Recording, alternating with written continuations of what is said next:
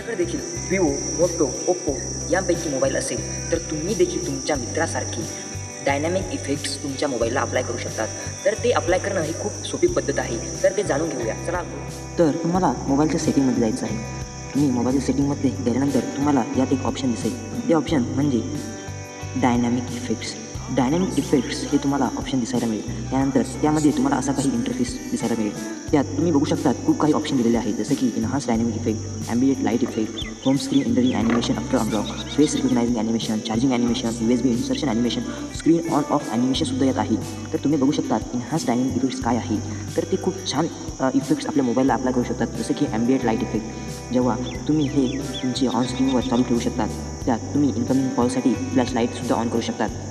Home screen entering animation, जसे की आपण लॉक खोलल्यानंतर जेव्हा आपला स्क्रीन ऑन होते तेव्हा आपल्याला असे काही ॲनिमेशन बघायला मिळतात. तर ते ॲनिमेशन, या सर्व ॲनिमेशन उपलब्ध आहेत.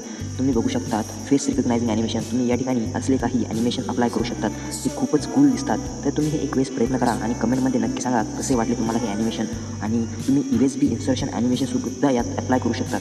यात खूप छान छान ॲनिमेशन दिलेले आहेत.